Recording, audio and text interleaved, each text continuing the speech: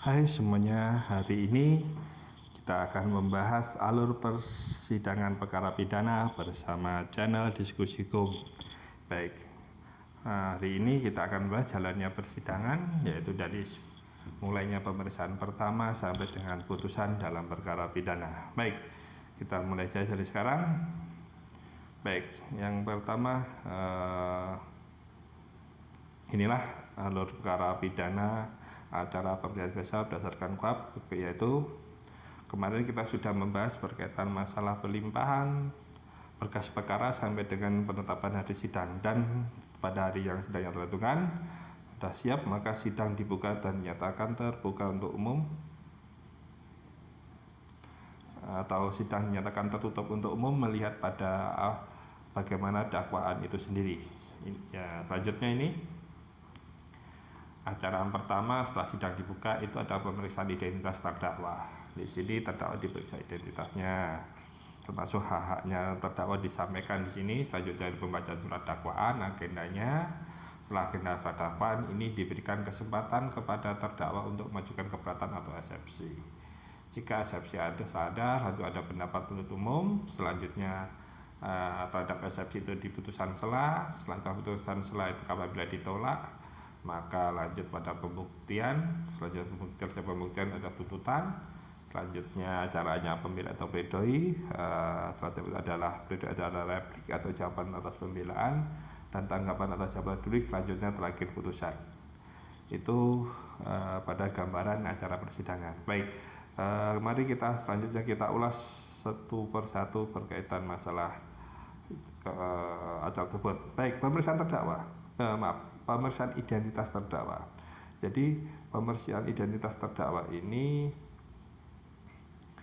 ada ditanyakan siapa nama lengkapnya, tempat lahirnya, umurnya, tanggal lahir, jenis kelamin, kebangsaan, tempat tinggal, agama, dan pekerjaan. Bahkan juga ditanyakan juga mengenai pendidikan. Kenapa ditanyakan pendidikan? Karena ini untuk mengetahui apakah bagaimana terdakwa ini mengetahui dan atau mengerti tentang surat dakwaan. Contohnya, seorang yang tidak tahu baca tulis, apabila dikasih surat dakwaan, tentu dia tidak akan mengerti dengan baca tulis, maka dia tidak akan memahami itu. Makanya perlu dijelaskan oleh penuntut umum. Tapi kalau dia sudah sarjana, jadi mengerti baca tulis, oleh karena itu maka dia diberikan surat dakwaan bisa membaca sendiri. Selanjutnya, pada saat identitas terdakwa itu juga masih menanyakan mengenai status penahanan. Jadi terdakwa ditanyakan, ditahan dalam apa? Apakah terdakwa ditahan dalam tahanan rumah, tahanan kota, atau tahanan kota, atau mungkin terdakwa tidak ditahan, atau mungkin terdakwa ditahan tapi pernah dialihkan penahanan, atau tidak sama sekali tidak ditahan. Ya, di sini status penahanan juga terdakwa ditanyakan apakah pernah mengalami surat dakwaan dan pemahaman atas surat tersebut. Makanya kan tadi ditanyakan pengertian bahwa pendidikannya apa, maka ini tujuannya terdakwa menerima sudah terima salinan surat dakwaan dan pemahamannya. Termasuk juga apabila ada namanya perubahan surat dakwaan. Di sini juga harus sudah menerimanya. Yang ketiga, juga ditanyakan mengenai hak untuk didampingi penasihat hukum. Kalau penasihat hukum ini adalah hak, maka terdakwa ditanyakan haknya apakah dalam persidangan menggunakan mendampingi penasihat hukum atau tidak. Baik, selanjutnya surat dakwaan. Nah, surat dakwaan ini ya yang menjadi dasar terdakwa untuk mengajukan pembelaan, termasuk surat dakwaan ini dalam pemeriksaan persidangan juga digunakan untuk menyatakan terdakwa terbukti atau tidaknya melakukan tindak pidana. Nah, pembacaan surat dakwaan ini adalah dilakukan dalam sidang dan jaksa melakukan membaca surat atas perintah ketua sidang. Nah, dakwaan ini berisi pasal yang didakwai kepada terdakwa dan runtutan peristiwa kejadiannya. Jadi di sini menguraikan pasal apa yang didakwaan dan inilah yang akan nanti dibuktikan. Dan dari ini juga dasar terdakwa untuk mengajukan pembelaan. Baik, sebelum ada eksepsi, bahwa dalam surat dakwaan ini juga menjadikan dasar pemeriksaan perkara itu dilaksanakan secara tertutup atau secara terbuka. Contoh dalam perkara yang berkaitan masalah kesusilaan, dakwaan yang masalah kesusilaan, tentu perkaranya akan dilakukan dalam sidang yang tertutup untuk umum. Tetapi ingat, perkara yang pemeriksaan tertutup umum tetap putusan terbuka untuk umum. Baik, saya masuk dalam eksepsi. Nah, eksepsi ini adalah sifatnya opsional ya, tidak wajib. Jadi karena ini adalah hak, kalau apabila terdakwa atau penasihat hukum terdakwa mengajukan keberatan terhadap eksepsi, maka dia dikasih kesempatan untuk menanggapinya. Baik, eksepsi ini materinya adalah berkaitan masalah keberatan terhadap unsur formil dan surat dakwaan yang tadi dibacakan. Jadi tidak menyinggung materi atau pokok perkara. Ini berkaitan dengan syarat formalitas surat dakwaan. Nah, ini ada jenis-jenis eksepsi. Yang pertama, eksepsi mengenai kewenangan mengadili. Jadi artinya perkara tidak pengadilan yang tempat perkara dilimpahkan ini tidak berwenang mengadili baik secara absolut maupun secara relatif. Absolut itu jenis peradilan, kalau relatif faktor daerah hukum ya. Eksepsi kedua yaitu eksepsi tidak dapat diterima ya.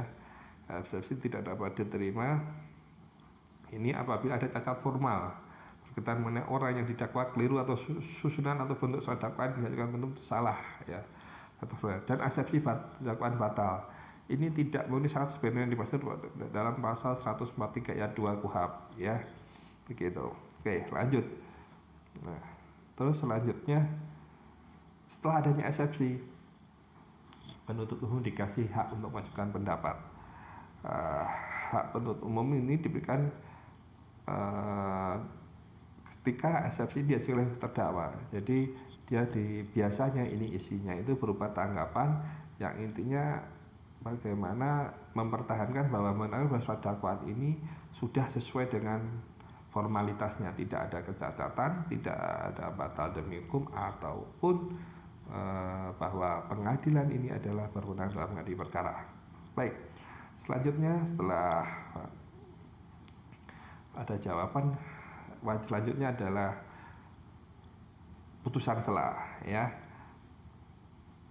Putusan sela ini jika keberatan diterima oleh majelis hakim, maka sidang dihentikan dan tidak dilanjutkan dan pemeriksaan ditutup. Jadi perkaranya selesai, maksudnya sidangnya selesai ya. Jadi keberatan diterima berarti maka sidang selesai dan berkas perkara ya, pemeriksaan perkara ditutup. Terus penuntut umum masih dapat mengajukan kembali perkaranya dengan cara menyempurnakan surat dakwaannya. Jadi ini perkara belum diperiksa pokok perkaranya, makanya tidak ada kata nebis in idem di dalam atas eksepsi ini. Jadi penuntut umum masih diberi kewenangan untuk mengajukan kembali perkaranya.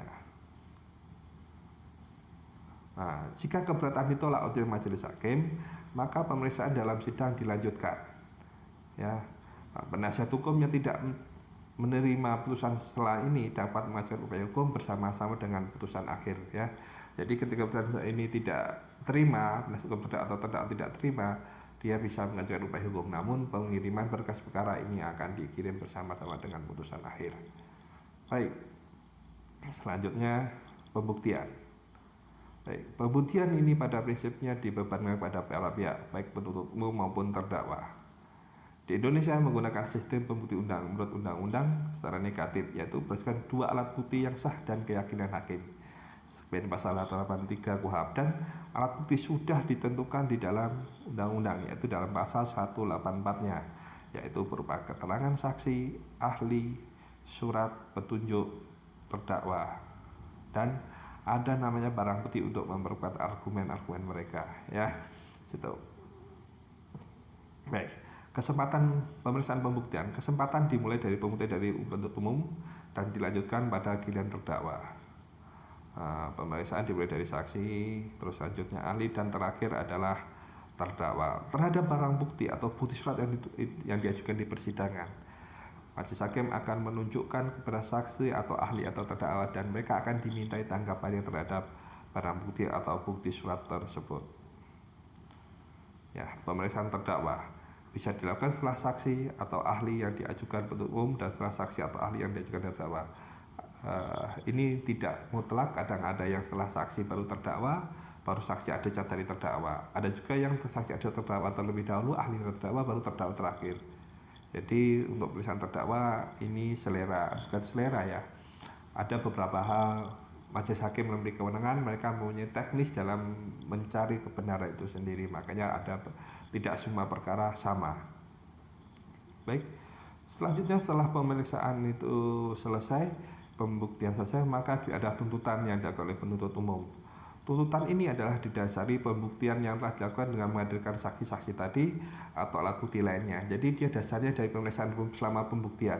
Apakah terdakwa dinyatakan terbukti melakukan tindak pidana atau tidak? Inilah tuntutannya dari penuntut umum. Nah, dan tuntut umum ini adalah berupa permohonan atau dari penuntut umum meminta kepada majelis hakim untuk menjatuhkan hukuman kepada terdakwa sesuai dengan pasal yang diajukan. Jadi pasal yang diajukan ini maksud pasal yang terbukti, ya, karena dakwaan tidak hanya setunggal yang sebenarnya yang nanti kita akan bahas, bahwa dakwaan ini bisa alternatif atau subsidiaritas atau yang bentuk yang lain, tapi di dalam tuntutan ini dakwaan yang terbukti dan berapa pidana yang ancaman yang dimohonkan untuk dijatuhkan pada terdakwa. Selain itu juga dalam tuntutan juga disebutkan status atau kedudukan barang bukti yang telah disita. Jadi barang bukti yang disita ini mau diarahkan kemana? Apakah mau dirampas untuk negara atau mau dirampas untuk dimusnahkan atau dikembalikan kepada pemiliknya? Ya, itu salah satunya akan ditentukan barang bukti itu statusnya dalam surat tuntutan oleh penuntut umum. Baik, selanjutnya dari pembelaan tadi setelah dituntutan, terdakwa punya hak untuk mengajukan pembelaan. Baik, tujuannya apa? Nah, tujuannya dari pembelaan itulah untuk memperoleh putusan hakim yang membebaskan terdakwa dari segala dakwaan. Jadi terdakwa tujuannya pengen dibebaskan. Kalau nggak dibebaskan apa? Pengen dilepaskan di tuntutan atau setidaknya untuk mendapatkan keringanan hukuman. Baik, isinya apa? Nah, bahwa terdakwa tidak mengaku bersalah, dia akan membantah semua dari apa yang didakwakan kepadanya. Jadi pasti kalau dia membantah, dia akan meminta dibebaskan. Tapi kalau dia menganggap pengakuan atau tindakannya dalam pledoinya itu hanya berusaha pembelaan atau pengungkapan rasa bersalah atau penyesalan, ya. Jadi dia bisa terujungnya dia akan meminta keringanan hukuman. Nah, caranya ini bisa diajukan secara tertulis maupun secara lisan, ya. Kalau lisan biasanya ini hanya pengakuan saja dan minta keringanan hukuman dengan pengungkapan rasa penyesalannya. Nah, sekarang sedangkan terdakwa atau penasihat hukum dapat mengajukan sendiri-sendiri atau terpisah. Jadi ketika ada terdakwa dan penasihat hukum terdakwa ini memiliki penasihat hukum bisa mengajukan pembelaan sendiri, terdakwa juga bisa mengajukan pembelaan sendiri, atau terdakwa cukup menyerahkan kepada penasihat hukumnya juga bisa. Jadi ini adalah karena ini adalah hak pembelaan dan hak, jadi diserahkan sepenuhnya kepada terdakwa atau penasihat hukumnya bagaimana mekanismenya. Selanjutnya adalah replik dan duplik, ya. Replik ini diajukan oleh penuntut umum yang berisi bantahan atau unsur yang ada di dalam pembelaan. Jadi untuk tanggapan penuntut umum dalam menanggapi pembelaan dari terdakwa atau penasihat hukum terdakwa. Sedangkan duplik adalah kesempatan dari terdakwa atau penasihat hukum untuk membalas jawaban atas replik yang diajukan oleh penasihat hukum terdakwa. Biasanya sih kalau di persidangan, kalau terdakwanya hanya memohon keringanan hukuman, ini penuntut hanya menyatakan tetap tuntutannya dan terdakwa tetap ada permohonannya. Jadi jika memang tidak ada replik, ya tidak ada duplik biasanya, gitu ya. Oke, selanjutnya, nah yang terakhir adalah putusan, ya. Jadi seproses persidangan tadi yang terakhir adalah putusan. Yaitu pertama majelis hakim bermusyawarah terlebih dahulu sebelum menjatuhkan putusan. Dalam musyawarah tersebut dimungkinkan adanya perbedaan pendapat dari anggota majelis hakim tersebut, sehingga ketika dalam itu terjadi perbedaan dalam musyawarah, hakim yang berbeda pendapat dalam musyawarah tersebut dapat mencantumkan pendapatnya yang berbeda tersebut dalam putusan yang namanya dissenting opinion, ya. Baik, putusan harus dibacakan dalam sidang terbuka untuk umum, ya. Walaupun mungkin tadi saya jelaskan di depan pemeriksaannya dilakukan secara tertutup, ya. Baik, ini jenis-jenis putusan yang pertama putusan bebas. Jadi bebas dari segala tuntutan hukum dan dinyatakan tidak terbukti bersalah. Jadi terdakwa dinyatakan tidak terbukti bersalah dari dakwaan yang diajukan oleh penuntut umum. Putusan lepas. Jadi di sini bahwa lepas di sini terdakwa melakukan perbuatannya memang terbukti, ya, tapi kesalahan tidak ditemukan dalam tindak pidana tersebut, makanya di sini terdakwa dinyatakan lepas. Dan putusan pemidanaan yang mana bahwa terdakwa dinyatakan melakukan tindak pidana, terbukti salah sah dan dijatuhi pidana. Baik. Dan terakhir ya, jika tidak menerima putusan, maka terdakwa punya hak untuk mengajukan upaya hukum. Begitu juga dengan penuntut umum. Jika terasa dia tidak puas atas putusan yang dijatuhkan oleh majelis hakim, dia punya hak untuk mengajukan upaya hukum. Baik, mungkin itu saja alur jalannya persidangan, dan saya ucapkan terima kasih. Jangan lupa di subscribe channel ini dan dinyalakan tanda loncengnya, atau jangan lupa dikasih like.